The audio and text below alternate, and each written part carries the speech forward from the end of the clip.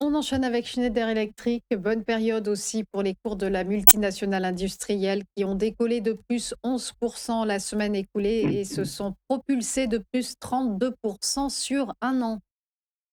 Exactement. Là, par contre, alors c'est une action qui a subi effectivement un contre-coup, un contre-choc, puisque elle a tenté pour la troisième fois de s'extraire d'une zone de résistance située sur les 268.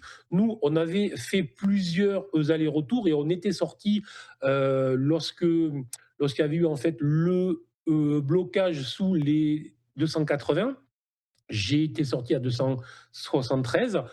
Je suis rentré à l'achat tout simplement sur une zone, enfin sur une double zone de support que j'avais indiquée, située aux alentours des 230 euros. Je suis rentré à 230 exactement. Je suis positif, j'accompagne le mouvement et l'objectif, c'est bien évidemment là aussi d'aller rechercher déjà la zone des 268 et ensuite voir si on peut enfin clôturer réellement au-dessus et tenir ce niveau-là pour réaliser de nouveaux sommets.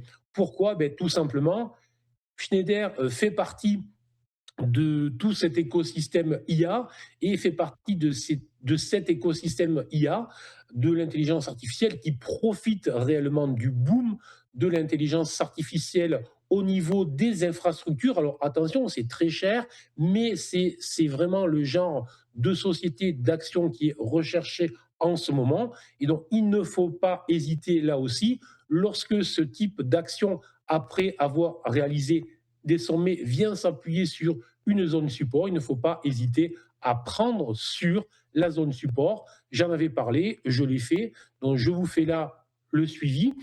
Ce qui veut dire maintenant, par contre, puisqu'on est en train de rebondir, puisque tous les indicateurs GTAS sont repassés verts, tout simplement, je suis positif, mais si l'action repassait dans les prochaines journées, prochaines semaines sous les 225, à ce moment-là, la position ouverte sur les 230 sera fermée, bien évidemment, puisque ça voudrait dire que l'on rentrerait dans un cycle potentiellement différent.